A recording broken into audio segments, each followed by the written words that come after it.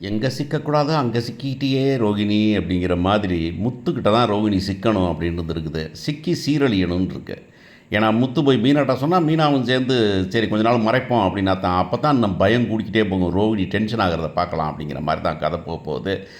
எப்படி போகுது அப்படின்னு பார்க்கலாம். இன்றைக்கி நம்ம பார்த்தோம். இன்றைக்கி பார்த்தீங்கன்னா வந்துட்டு எல்லாமே வந்துட்டு இப்போ ரோகிணிக்கு ஃபேவராக நடக்கிற மாதிரியே தான் இருக்குது. மீனா தான் ரொம்ப டென்ஷன் ஆகிடுறாங்க. மீனா வந்துட்டு சைக்காட்ரிஸ்ட்டை கூட்டு போகிறதா சைக்காலஜிஸ்ட்டை கூட்டு போகிறதா அப்படின்லாம் பேசும்போது கடைசியாக வந்து இவங்க தான் சொல்கிறாங்க, மிஸ் ஸ்ருதி தான், இல்லை சைக்காலஜிஸ்ட்டை கூட்டி போங்க அப்படின்னா, இல்லை அதெல்லாம் வேண்டாம், போய் கைத்த கட்டிடுவோம் அப்படிங்கிறாங்க. சரி கைத்த கட்டிடலாம் வந்துருச்சு அப்படின்னாக்கா அதில் நம்பிக்கை இருக்கா அப்படின்னா, நம்பிக்கை இருக்கிற மாதிரியும் இருக்கணும், இல்லாத மாதிரி இருக்கணும் அப்படிங்கிற மாதிரி தான் வசனங்கள் போயிட்டுருக்கு அப்படிங்கிறது நமக்கு தெரியும். ஸோ இங்கே வந்து இப்போ என்ன நடக்குது நீ கடைசியாக நான் வந்து மீனா வந்துட்டு நைட்டு வந்து தூக்கத்தில் வந்து பயந்துக்கிட்டே இருக்காங்க. சொல்லிடுவோமோன்னு பயக்கிறதுல அங்கே கனவு வந்து சொல்லியிருந்தாங்க. ஆக்சுவலாக நமக்கு பார்த்தாங்க சொல்கிற மாதிரியே தோணுது, ஆனால் சொல்லியிருக்க மாட்டாங்க, கனவாக தான் இருக்கணும். கனவை வந்து முத்துக்கிட்ட வந்து இதாங்க அப்படின்னு சொல்லிடுறாங்க அப்படிங்கிறத பார்க்குறோம். சம்டைம்ஸ் பார்த்தீங்கன்னா நமக்கு சொல்லக்கூடாதுன்னு நினச்சா கூட, ஆனால் எப்படி முத்துக்கிட்ட என் புருஷன்ட்ட மறைக்கிறது அப்படின்னு. ஏன்னா முத்து சொல்கிறான், என்னம்மா புருஷன் பொண்டாட்டிங்களும் மறைவே இருக்கக்கூடாதுன்னு சொல்றியே அப்படிங்கிறதுனால சொல்லணும் அப்படின்னு சொல்லிட்டு அந்த பொண்ணு யோசிச்சதுனால நைட்டு கனவுல கொஞ்சம் உளறிட்டு கிறிஸ்ன்னு சொன்னால் நம்ம எந்திரிச்சு என்ன நடக்குதுமா, என்னம்மா என்னாச்சு என்ன குழப்பிட்டே இருக்கிற நீங்கள். சரி உன் குழப்பத்தில் கிறிஸ் எங்கே வரான், கிறிஸுங்கிற ரோஹிணிங்கிற எப்படி கிறிஸ் ரோஹிணிலாம் வந்து லிங்க் ஆகிறாங்க அப்படின்னா, அதெல்லாம் ஒன்றும் இல்லை அப்படின்னு சொல்லிடுறாங்க. உடனே முத்து என்ன பண்ணுறாங்கன்னா, இல்லை இது கயிறு கட்டியும் பிரயோஜனம் இல்லை, சாமி கும்பிட்டும் பிரயோஜனம் இல்லை, சைக்காலஜிஸ்ட்டு போக முடியாது. ஸோ அதனால் இப்போ என்ன பண்ணால் நம்மளையே கண்டுபிடிச்சிட வேண்டியதான் அப்படின்னு செல்வத்திட்ட பேசலாம். செல்வம் என்னடா பண்ணுறது அப்படின்னு.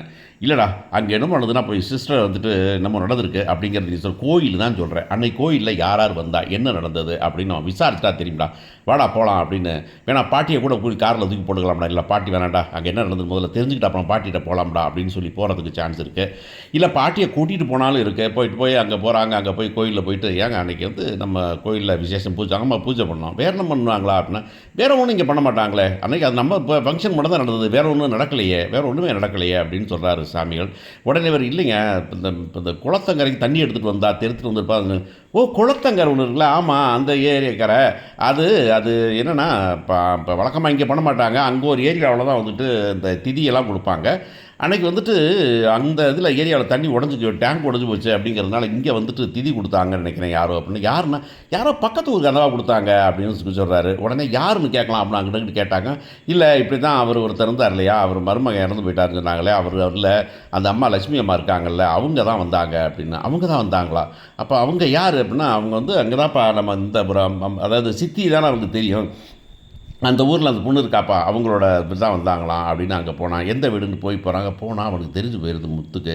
ஆஹா இந்த வீடு தானடா வந்துக்கிட்டு நம்ம கிறிஸ் வீடு அப்படின்னு சொல்லிட்டு, கிறிஸ் வீட்டிலேருந்து யாருக்கு கொடுத்தாங்க திதி கொடுத்தாங்க அப்படின்னு பார்த்தாக்கா, கிறிஸோட அவங்க அப்பாவுக்கா இல்லை வந்துட்டு அவங்க வீட்டுக்காருக்கான்னு தெரியல, ஏதோ ஒன்று கொடுத்துருக்காங்கப்பா அப்படின்னு சொன்னோன்னே அங்கேருந்து விஷயத்தை கண்டுபிடிச்சாங்க. அப்போ இவங்க தான் வந்தாங்க அப்படின்னு. அன்றைக்கி யார் வந்தா அப்படின்னாக்கா, அது வந்ததுப்பா அவங்க அந்த அம்மாவும் அந்த அம்மாவோட பேரனோட அவங்க வந்துட்டு அந்த ஒரு அவங்க ஆண்டினா அந்த அம்மா வந்துட்டு அவங்க மகன் எங்கேயோ வந்து சேர்ந்துக்கிட்டு சொன்னாங்கப்பா அப்படின்னு கொஞ்சம் கொஞ்சமாக கதையை கேட்டப்போலாம். அப்போவும் முழுசுமா முத்துவுக்கு தெரியாது அப்படிங்கிறது தான்.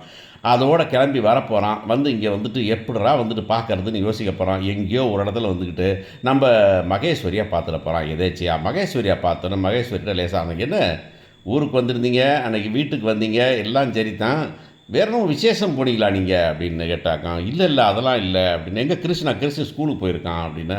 அவங்க அம்மா வந்திருக்க போகிறாங்க. அப்போ போட்டு என்னமோ நடந்ததே, உன்னையும் பார்த்து அந்த சாமியார் மிரட்டினார்ல, இல்லை என்னையெல்லாம் மிரட்டலை அப்படின்னு. அப்புறம் யாரும் அது வந்துட்டு கல்யாணி யார் அப்படின்னு கேட்டாக்கான். கடைசியாக அந்த அம்மா கிழுங்கி அந்த அம்மா சொல்லாமல் என கேட்டால் மகேஸ்வரி லேசாக வந்துட்டு உளறிடுவாங்க அப்படின்னு தான் தோணுது.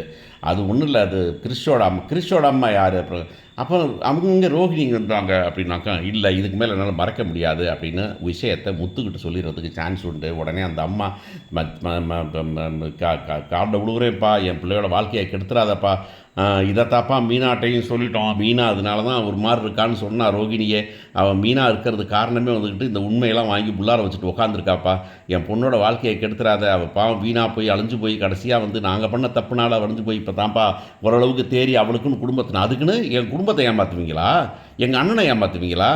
அவன் அவன் எவ்வளவு நம்பிக்கை வச்சுருக்கான், அந்த நம்பிக்கை துரோகம் பண்ணிட்டீங்களேப்பா, அப்படிலாம் இல்லைப்பா, அவளுக்கு ஒரு வாழ்க்கை வேணும்லேன்னு பார்த்துட்டாப்பா, மற்றபடி இல்லை அவளுக்கு பிடிக்கும் மனோஜப்பா, அது ஏமாற்ற நினைக்கல, மனோஜ் அவளுக்கு ரொம்ப பிடிச்சிருந்தது, அதனால தான்ப்பா கல்யாணம் முடிச்சுக்கிட்டா அப்படின்னு சொன்னாங்க. இவன் அதுக்காக எவ்வளவு காலத்து போய் சொல்லுவீங்க, எத்தனை பொய், எத்தனை புரட்டு, எத்தனை கொடுமை பண்ணி வச்சுருக்கிறீங்க நீங்கள் அப்படின்னு, எப்பா கால்னு சொல்கிறேன்னு சொல்லிடாதப்பா அப்படின்னு சொல்ல போகிறாங்க. சொல்ல போனால் நேராக வீட்டுக்கு போகிறான். அவன் வீட்டுக்கு போய் ரோகிணியை பார்க்க போகிறான். யாரை நம்புறது யாரை நம்பக்கூடாதுன்னே தெரியல. அப்படின்னாக்க என்ன முத்து என்ன சொல்கிறீங்க நீங்கள் அப்படின்னு. ஒரு சிலருக்கெலாம் சத்தமாக பேசுகிறதுக்கெலாம் வாயெல்லாம் வருதுன்னா அதெல்லாம் அதுக்கெல்லாம் மன தைரியம் வேணும்ல அப்படின்னு. என்ன மீனா சொல்கிற நீயே அப்படின்னு பார்ப்பறான். என்னங்க பேசுகிறீங்க நீங்கள் அப்படின்னா, இல்லை என்ன நம்ம ஒன்று நினைக்கிறோம், எவ்வளோ பெரிய கதையை எவ்வளோ பெருசாக வந்துட்டு பெரிய பியூசணிக்காயை சோத்தில் அமுக்கிறதுங்கிறத நான் கேட்டு தான் இருக்கிறேன், இன்னைக்கு தான் பார்க்குறேன் அப்படிங்க போகிறான். உடனே என்ன சொல்ல வரீங்க, வாங்க ஒரு கிச்சனுக்கு கிட்ட போகிறா. என்ன நீ ஏன் இப்படி இருக்க எனக்கு தெரிஞ்சு போச்சு தெரியுமா? எப்படி தெரியும், எப்படி தெரியும்னா நான் கண்டுபிடிக்காம விட்டுருவேனா? நீ ராத்திரி பகலா அவள் பண்ண தப்புக்கு நீ என்ன பண்ணுவ? ராத்திரி பகலா சாப்பிட மாட்டேங்கிற, நாளைக்கு தூங்க மாட்டேங்கிற, உட்காந்துருக்கிற, நான் உன்னை வந்து சும்மா விட்டுற முடியுமா என்னால்? அதனால் தேடி கண்டுபிடிச்சி போனேன், ஊரை கண்டுபிடிச்சேன், எல்லாம் கண்டுபிடிச்சி இப்போ பார்த்தினாக்கா அவள் தான் வந்து இந்த ரோகிணி தான் வந்து கிறிஷோட அம்மானது. நானும் யோசிப்பேன், என்னடா அப்போக்கே கிறிஷ் வரும்போதெல்லாம் அந்த பிள்ளை சப்போர்ட் பண்ணுதேன்னு யோசிப்பேன். நேற்றுக்கு உனக்கு சப்போர்ட் பண்ணுச்சே ரோகிணின்னு யோசிச்சேன். அது அப்படி ஆள் இல்லையே பவுடர் முடிஞ்சு அப்படின்னு தான் யோசித்தேன் நான். ஆனால் இவ்வளவு மோசமாக சிக்கியிருக்குன்னு எனக்கு தெரியவே தெரியாது.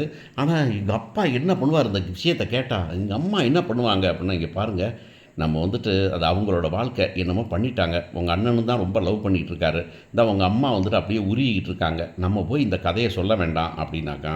இப்போ தான் ஞாபகம் இருப்பது, ஏற்கனவே ஒரு தடவை வந்து இப்படி தான் வந்துட்டு அந்த அந்த ஸ்டூடியோவை வந்து விற்றுட்டா அப்படின்னு தெரிஞ்ச பிறகும், பார்லரை விற்றுட்டாங்க அப்படின்னு தெரிஞ்சு முத்து வந்து அப்பாட்ட சொல்லும்போது அப்பா சொல்லுவார், இங்கே பாரு அப்போ தெரிஞ்சுக்கிறப்ப தெரிஞ்சுக்கட்டும், நம்மளாம் ஒன்றும் சொல்ல வேண்டாம், அவள் பாட்டில் வாழ்க்கை ஓடட்டும் அப்படிப்பாங்கல்ல. அந்த மாதிரி இந்த பல நேரங்களில் நல்லவீங்கன்னு நினைக்கிறீங்க, ஆனால் இந்த குடும்பத்தில் நீயும் ஒரு பங்குங்கிறப்ப இந்த குடும்பத்தை ஏமாற்றி பண்ணுறது இருந்துக்கிட்டு ஒட்டுமொத்த குடும்பத்தையும் கேவலப்படுத்துறது தான் அப்படிங்கிறது. அதாவது இந்த கல்யாணம் முடிச்சுக்கிறதோ, பிள்ளை வச்சுருக்கும் போதே கல்யாணம் முடிச்சுக்கிறதோ அதெல்லாம் ஒன்றும் பெரிய தப்பே இல்லை அப்படிங்கிறத வந்து. ஆனால் அதில் உண்மையை சொல்லணும் இல்லை, பொய்யால் கட்டப்பட்ட கட்டடம் எப்படி இருக்கும் அப்படிங்கிற சமாச்சாரம் தெரிஞ்சாலும் அண்ணாமலைகிட்ட சொன்னாலும் இப்படி தான் பண்ணுவார். அண்ணாமலை இப்போ நம்ம என்னன்னாக்கும், மீனா 2 பேரும் ரொம்ப ஜாக்கிரதையாக இருக்கணும், மெதுவாக சொல்லணும், அப்பா வந்து ஷாக் ஆகிடக்கூடாது, அப்பாவுக்கு ஏற்கனவே உடம்பு சரியில்லாமல் போயிருக்கு, இதுக்கு மேலே ஒன்றும் பண்ணக்கூடாது, அதனால் நம்ம கம்முன்னு இருப்போம், அவங்களாம் சொல்லிடுறது பெட்டர். ஆனால் ஒன்று நீ சொல்லிடு, அந்த அந்த அந்த அந்த பார்லரை மாட்ட சொல்லிடு, சீக்கிரமே சொல்லி அந்த கதையை சால்வ் பண்ணிக்க சொல்லு, இல்லை தேவையில்லாமல் வந்துட்டு ஷாக் ஆகி வீட்டில் வந்துட வேண்டாம், எங்கள் அம்மா என்ன நினைப்பாங்களோ அப்படின்னு சொல்லிட்டு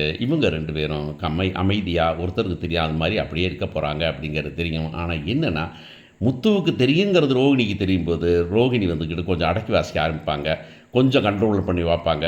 அப்போ வந்துட்டு கதை எப்படி போகும்னு தெரியல. ஏன்னா ரோகிணி வந்து அப்போக்கப்போ திமுறா முத்துக்கிட்ட பேசினா தான் நல்லாயிருக்கும் அப்படிங்கிறது நமக்கு தெரியும். பார்ப்போம். இதெல்லாம் தாண்டி வந்துட்டு மனோஜ் என்ன கூத்து பண்ண காத்துக்கிட்டு இருக்கான் இந்த 10 லட்சத்தை வச்சுக்கிட்டு அப்படிங்கிறது அடுத்த கொஸ்டின் மார்க்காக இருக்குது. பார்க்க நல்லா தான் இருக்கும் அப்படின்னு நம்புவோம். நம்ம கதைகளில் பலவிதமான திருப்பங்கள் வரலாம், பலவிதமான களங்கள் மாறலாம், ஆனால் வந்துட்டு கொஞ்சம் இன்ட்ரெஸ்ட்டாக கதையை போனால் நல்லாயிருக்கும். ஒரே தான் தப்பிச்சுட்டு போகாமல் அப்படிங்கிறது நமக்கெல்லாம் தெரிஞ்சாலும் அவங்களுக்கும் தெரியாமல் தானே இருக்கும், அவங்களும் பண்ணுவாங்க அப்படின்னு நம்புவோம். பார்ப்போம்.